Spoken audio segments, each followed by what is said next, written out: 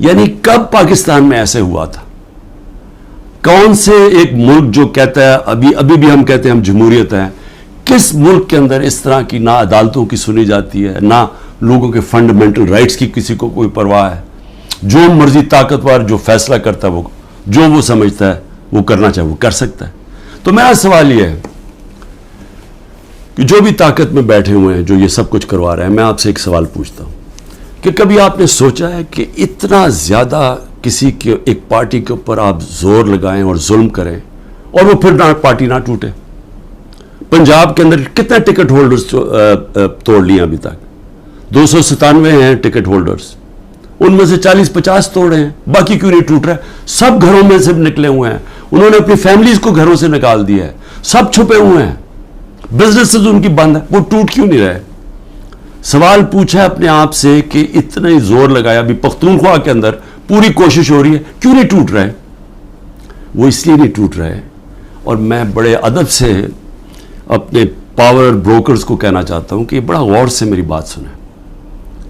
میں 27 سال سے پولیٹکس میں ہوں، زیرو سے پارٹی شروع کی، کوئی میری پولیٹیکل بیک گراؤنڈ نہیں تھی، میری کوئی والد یا میرے وہ نانا دادا کوئی پولیٹکس میں نہیں تھے. میں نے زیرو سے شروع کیا اور آہستہ آہستہ پبلک کو اپنے ساتھ جوڑا، جو بڑی دیر لگی، اور آہستہ آہستہ آہستہ آہستہ پارٹی بنائی.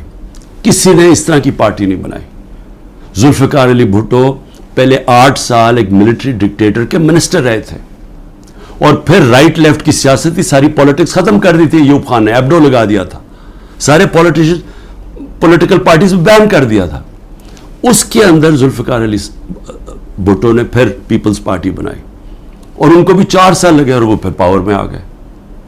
اور اس کے علاوہ باقی کسی کا باپ پارٹی تھا، کسی کا دادا تھا، کسی کا نانا تھا. ایک نواز شریف نے وہ کس طرح پارٹی بنائی؟ جنرل ضیاء نے فیصلہ کیا، جنرل جیلانی نے ریکویسٹ کی کہ جی یہ بڑا اچھا بچہ ہے، اس کو لے آئیں. والد صاحب نے کہا کہ جی اور کسی کام کا نہیں تو چلو اس کو پولیٹکس میں ڈال دو. وہ پولیٹکس میں آ گیا. اس کو مینوفیکچر کیا گیا. جی ایچ کیو کے اندر نواز شریف مینوفیکچر ہوا، ایک ٹیسٹ ٹیوب بیبی پیدا کی گئی پولیٹکس میں. وہ اس طرح پولیٹکس میں آیا تھا. تو تجربہ، میں صرف یہ کہہ رہا ہوں کہ جس آدمی نے زیرو سے پارٹی شروع کر کے 2 پارٹی سسٹم بریک کر کے آج اللہ کا کرم ہے سب سے بڑی پارٹی ہے پاکستان میں، تو کم از کم میرے ویوز ہی سن لیں. کیونکہ یہ جو بھی آپ حربے استعمال کر رہے ہیں یہ آپ کامیاب نہیں ہونے لگے. یہ آپ ملک کی تباہی کریں گے لیکن آپ کامیاب نہیں ہوں گے. کیونکہ دیکھیں، جب ایک آئیڈیا، اور یہ پولیٹکس یہ 90 کی دہائی کی پولیٹکس نہیں ہے. 90 کی دہائی میں پولیٹکس کیا تھا؟ الیکٹیبلز تھے، اسٹیبلشمنٹ انہوں نے ایک طرف ایک پارٹی کا ساتھ دیتی تھی، الیکٹیبلز تھوڑے ادھر چلے جاتے تو پارٹی جیت جاتی تھی. یہ تھی 90 کی دہائی کی پولیٹکس. اور پھر یہی آگے جب جنرل مشرف نے کیا کیا، پہلے 2/3 اکثریت والی نون لیگ، ان کو کوئی تشدد نہیں کیا گیا. ان کو کسی صوبے دار کا بھی ٹیلی فون آتا تھا نا تو وہ سیدھا کاف لیگ پہ چلے جاتے تھے. کوئی مشکل نہیں تھی، کوئی بزنسز نہیں بند ہوئی، کوئی جیلوں میں نہیں ڈالا. ساری کی ساری نون لیگ کاف لیگ پہ چلی گئی. اور اگر وہ جو باقی، میں پھر سے کہتا ہوں، جو بچے ہوئے تھے نون لیگ والے، اگر ان کے اوپر 5% بھی وہ تشدد کرتے جو ہمارے پہ ہو رہا ہے، انہوں نے بھی کاف لیگ پہ چلے جانا تھا. تو وہ پولیٹکس، وہ زمانہ چلا گیا ہے. یہ اب پولیٹکس ہے 1970 کی پولیٹکس. یہ آ گئی ہے نظریے کی پولیٹکس. 1970 کے بعد پاکستان میں نظریہ ختم کیا گیا تھا. جنرل ضیاء الحق نے نان پارٹی بیس الیکشن کروا کے نظریہ ختم کر دیا تھا. وہ جو 1970 کے اندر جو نظریاتی پولیٹکس تھی، اس نے سارے پرانے پولیٹیکل ہاؤسز کو اڑا دیا. ویسٹ پاکستان میں ذوالفقار علی بھٹو نے، اور ایسٹ پاکستان میں مجیب الرحمان نے. صرف نظریہ جیتا تھا. یہ آ گئی نظریاتی پولیٹکس. یہ جو لوگ، یہ جو ہمارے لوگ ہیں، وہ اتنی مشکلات کے بغیر کیوں نہیں چھوڑ رہے ہیں؟ کہ ان کو پتہ ہے کہ جب وہ چھوڑیں گے ان کی پولیٹکس ختم ہو جائے گی.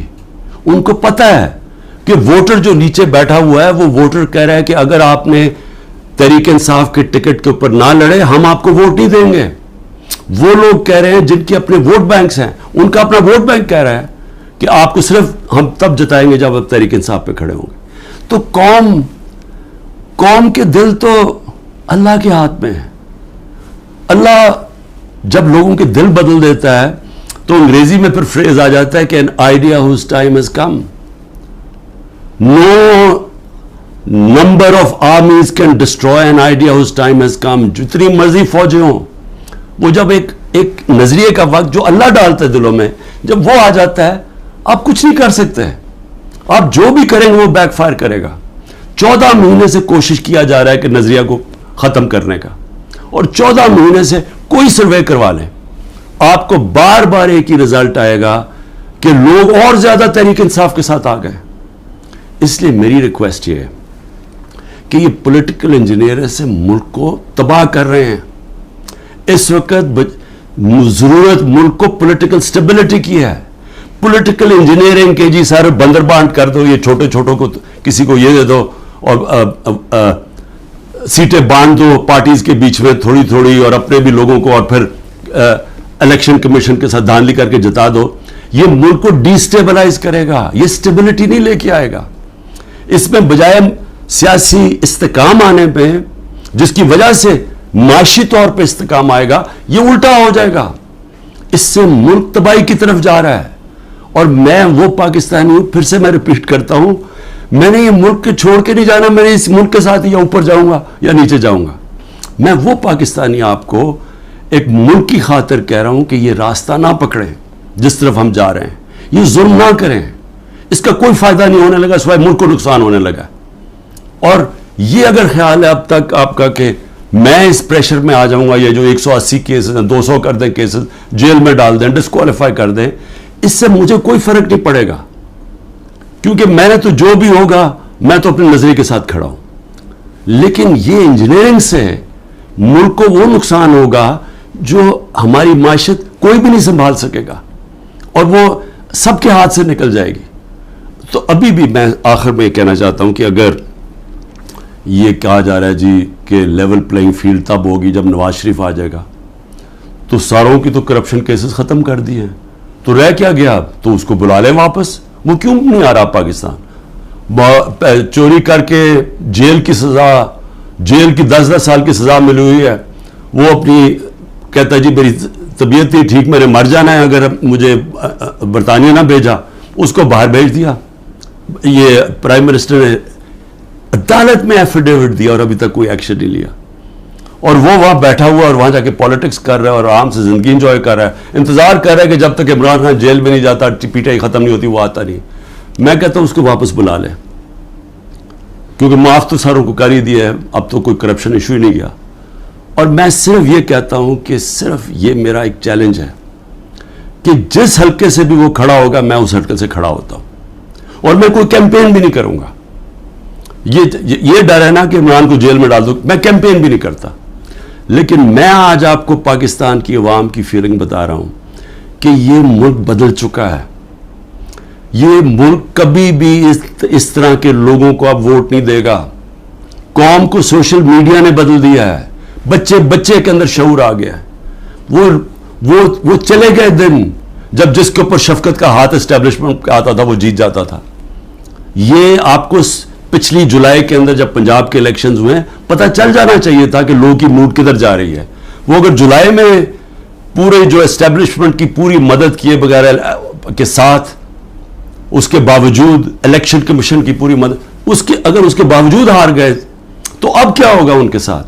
تو اس لیے ان لوگوں کو جو اپنی اب سیاسی موت دیکھ رہے ہیں اور جو اسٹیبلشمنٹ کے پیچھے چھپ رہے ہیں, جن کو کوئی فکر نہیں ہے کہ ملک کو کیا ہوتا ہے, کیونکہ ان کے پیسے باہر پڑے ہیں, ان کے تو ڈالرز میں پیسے پڑے ہوئے ہیں, ان کو تو فرق نہیں پڑنا.